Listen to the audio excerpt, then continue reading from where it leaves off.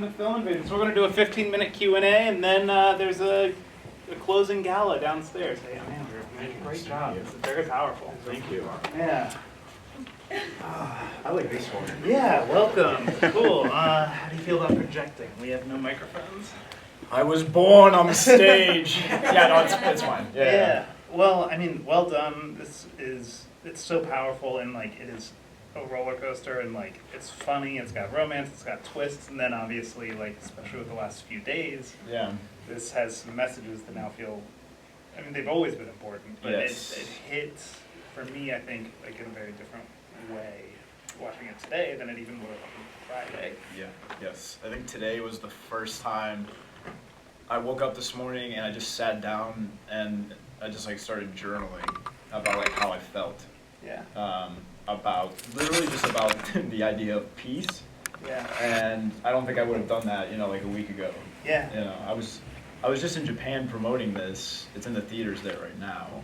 And it's just crazy how like that development of current events have really like just amplified this message so much. Yeah, absolutely. Yeah. Well, thank you for being with us. And why don't you introduce yourself to the Oh, audience yeah, properly? I know like 80% of you, so no, probably more than that. But I'm Chase. I live in Los Angeles, so this is kind of like a homecoming for me. But yeah, like I said, I was just in Japan, so I just got back a couple days ago, and yeah, so here I am, and it's really nice to see you all. So Thanks for coming out Thank and you. supporting maybe I'll stand when things get really lively. Okay, cool. Well, yeah, tell us, I guess, to start, how'd you get involved with the project? Through a casting call, actually. Okay. Yeah. It's like, it's one of those things you do as an actor. Yeah. You audition, and you don't usually get the part. Yeah. That's just the law of averages. And I got this one.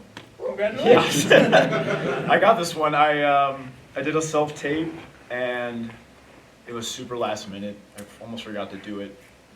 And there was also a lot of stipulations. It was like, oh yeah, you have to have working status in Japan. You have to, have a visa. We're not going to pay for your hotel. We're not going to pay for your flight. Basically, they wanted someone that lived in Japan. Yeah.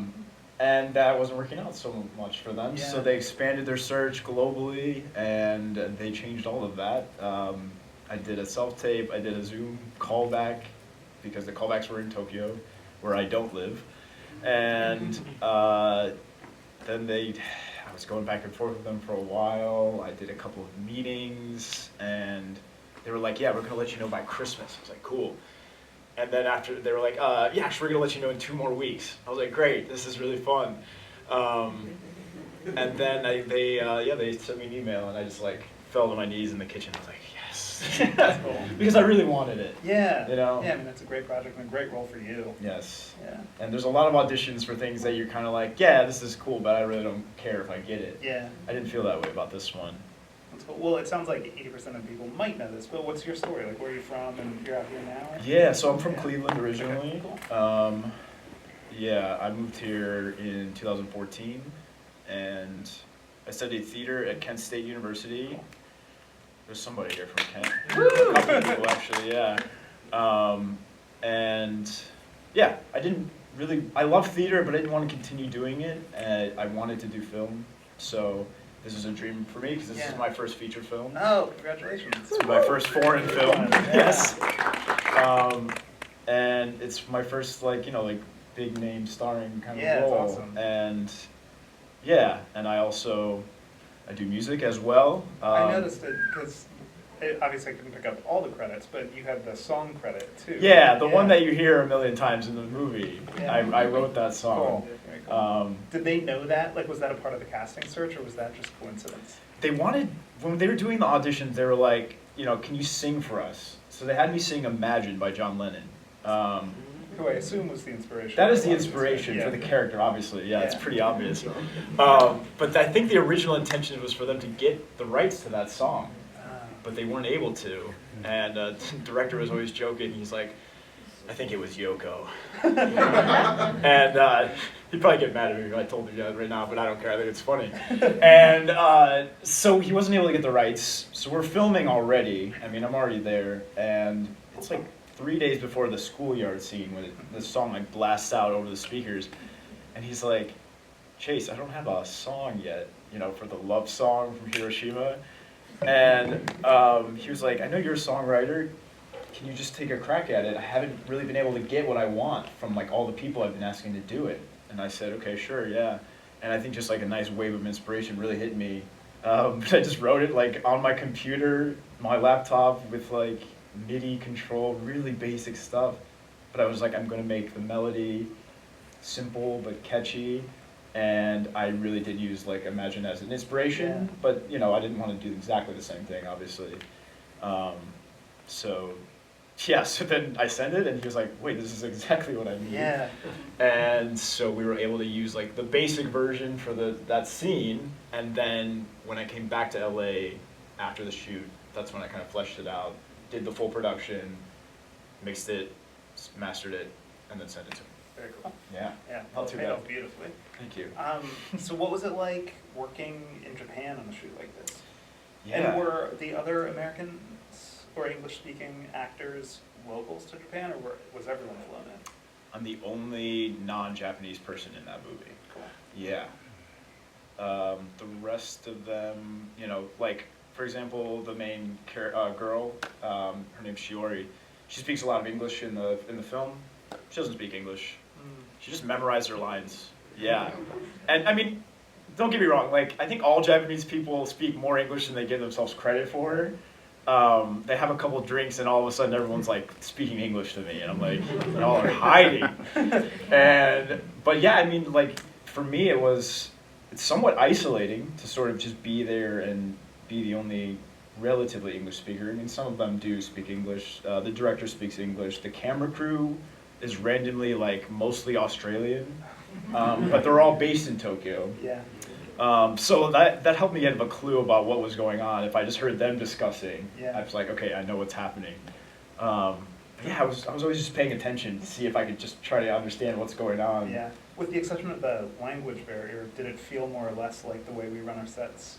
For the most part, yeah. And I think the director, Tokigawa, he was like, he went to school in Canada and he loves like American film and he's a big film fan, but I think he really wanted to make sure that the set was run more properly, more Hollywood style, because I think sometimes Japanese sets can become very chaotic and they go over on their time, and he was like, I'm trying to do it proper. And this is like his biggest project yet, so I think for the most part, yeah, it was pretty much the same. I felt like I got treated really well because I was grouped in with the main cast, and like Dr. UFO was like really famous in Japan, and so I was just kind of just getting carted along with them. And I think I have a funny story about like the first day we're shooting, and you know, I'm like standing there in an amusement park, and the director's like, so he starts filming, but he goes, "Yoi, start!" And I'm just like, what does that mean? And then like I don't do my line and I don't say anything. And he's like, cut, Chase, are you okay? Like, what's up? And I'm like, this is, like, did we start? He's like, yeah. It's like, oh, that's action. He's like, well, yeah, but in Japan we say "Yoi, start!" And I was like, oh, sorry, I don't know that. He said, do you want me to say action? I said, no, sorry, don't accommodate for me. Just I need to learn that. I didn't know that. You know? Just a funny thing. Yeah. Well, can you tell us anything about the inception of like the creative and how they got this project off the ground? Yeah, I actually learned this more so in Japan when we were like touring the screenings. There was a lot of Q&As, and so apparently they had the concept for like just conceptually the idea of a UFO over the dome. No other story beyond that, from what I can tell. And then the director has a friend who made a documentary about the incident in Africa with the UFO.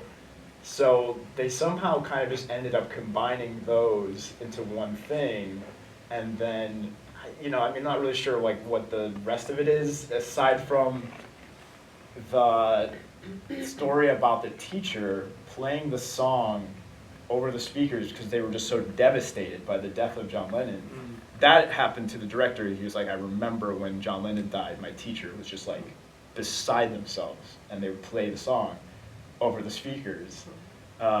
So I think that's very personal side of it for him. And he's from Hiroshima, so obviously there's so many elements of it that, you know, are relevant to his upbringing and the people there, and it's just like riddled with all that. And he's sort of like, in my eyes, like the Hiroshima director. All his stories take place there, and they capture an essence, and this is like his Hiroshima trilogy, is I guess apparently. Yeah. And so what's going on with it in Japan right now, and how's it being received? Yeah, it opened, we had preview screenings in Hiroshima on May 23rd, and then it was there for like a couple weeks. Then it opened in Tokyo and nationwide June 13th. Yeah, I mean, people really like it. It's still an indie film, so it's not being marketed like some massive thing, but they really pulled out all the stops to try to market it themselves. And I told them, like, they printed 100,000 flyers to hand out around Japan, which is something that they do there that we don't do here. Yeah. Like, you go to a movie theater there, and they just have this wall of flyers for all the movies that are coming out. It's really interesting, especially going there now and seeing, like, a flyer for, like, a Nosferatu or The Substance, which was out here, like, so long ago. Yeah. But I just grabbed a bunch of them because I thought they were cool. That's cool. Yeah. But yeah, the reception of the movie is really nice. I think people really resonate with the story, and especially in Hiroshima, it's so personal for that city. Yeah. And I think now too, it's like, man, what's going on in the Middle East?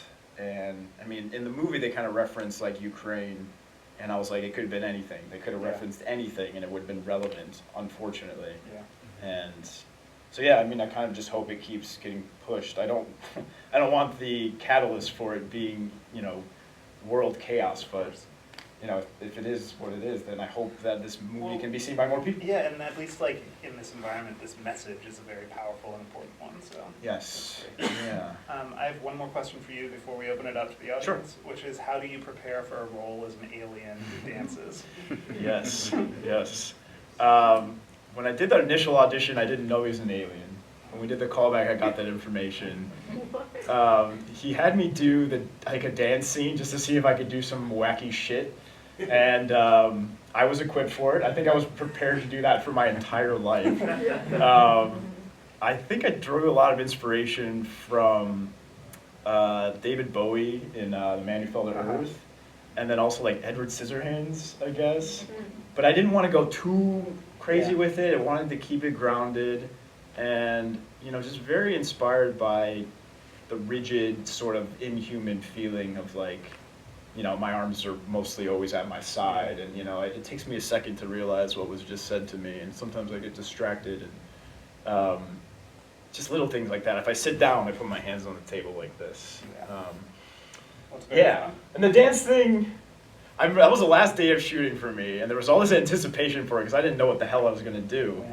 And he brought a choreographer to set, and he was like, I have my friend here, he's a choreographer, like, do you need him? And I was like, no, I don't need him. And we did one take. It was probably about 8 minutes of me just doing weird dancing. And yeah, I wanted to do another take. We didn't have time, and we got it, though. Yeah, you didn't need We one. got it. And at the end of the take, the choreographer was like, I went up to him, and I was like, what do you think? He's like, I got no notes. No notes, yeah. No notes. No notes. That's great. Yeah. Well, do we have any questions? Yes. How did you do that move where you're falling forward? Did you just come up with that? What do you think? I've got no idea. Can you do that? If you can just do that on command, can you do Can it you do it now? I can't do it now, but Is this a secret? it's not a secret. It's just more fun to not tell you. Yeah. Actually, what we did, we originally had a rig with like these shoes and wood that I would be able to lean into, which is, I believe, kind of how they did it with Michael Jackson. But we ultimately ended up doing like a harness around me, and then just like two guys like holding me back here, and I'm just like leaning forward, and then they got rid of it in post. That's cool. Yeah. That's great. Pretty cool. Not as cool as me actually doing it, but Did we have another? Yeah. up front. Did being in Hiroshima change sort of how you viewed your character or the story or anything like that? Yeah, I think like when I first got there, I got to visit the Peace Park, which is the epicenter of where the bomb was dropped, which is just, it's a truly harrowing experience, and it really centers you. And I got to go to the museum there, which is devastating. And apparently it used to be even worse. That's what I was told. And you just go through it, and I took my time. I was in there for about 3 hours. And you just see terrible thing. And it's really informative, it's really interesting.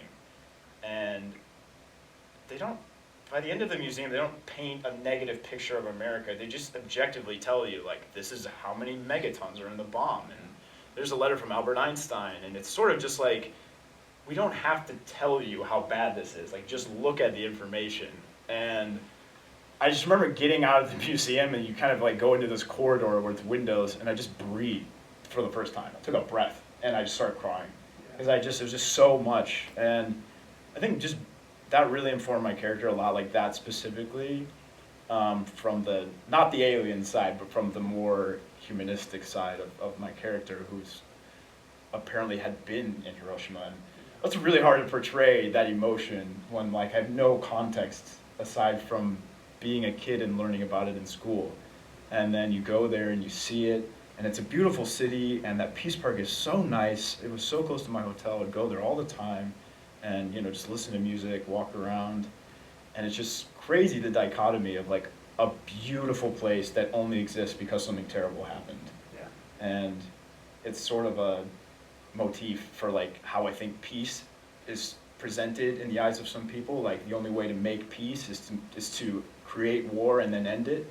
And it's sort of this contrived idea of peace, and I think it's just bizarre, and I don't understand it. And that's something I was thinking about this morning. Yeah. Yeah, fitting. Yeah. Well, I think we have time for one or two more. Was there one back here? Yeah. I was just going to ask what your favorite part of the film was. Actors are sometimes their harshest critics. But what Yeah. thing that surprised Well, I'll answer that in two different ways. I think my favorite part is the dance scene, because it's not serious, and it's really just a charming way to just show like John's simplistic way of looking at the world, and just that dancing is this like magical thing, and that music is this magical thing, which it is. You know, it's not wrong, and it was just fun to do that also, by the way, to do that scene. But I also really love the scene at the end where you see all the like Hiroshima people of the past, because it's really just beautiful. I was crying this time. That scene is just like, the music hits so nice, and I'm just like, when I see that scene, I'm like, this movie really just makes sense. And then also the scene at the front of the dome, when I'm telling them about, you know, how I was there and I saw the devastation, and that was just so hard to film, because we filmed it overnight, and it was raining, and my scene is, they're all talking to me in Japanese. So, and I'm speaking to them in English, so none of us know what we're saying to each other. And mind you, I get along with all my castmates very well. Like, we're all buddy-buddy. But a lot of times I'm talking to them through a translator app, or just the most basic, stupid communication style possible. But that scene was so hard because I have just like lines and lines and lines, and then they feed me a line and have to make sure I know when their line's over, and then vice versa. I know it was hard for them too, and it was just a really heavy scene too. I was always having fun on set, but that day I was so serious because I was like, this is the big scene for me. So Well, it pays off on screen. thank you. And this is great work. I know it's going to linger with me. So thank you so much That's for beautiful, sharing yeah. it. Yeah, let's have another round of applause. Thank you guys. I have flyers, which are the poster, and I'll sign them for you, and everyone can have one. And you know, if you want to get a picture or whatever, just let me know. I know you're all my friends mostly. I still want to give you a soak poster. it up. Yeah. That's great. And remember, the closing night gala is downstairs in like 30 minutes. Thank you all. Thank you. Beautiful. Yeah.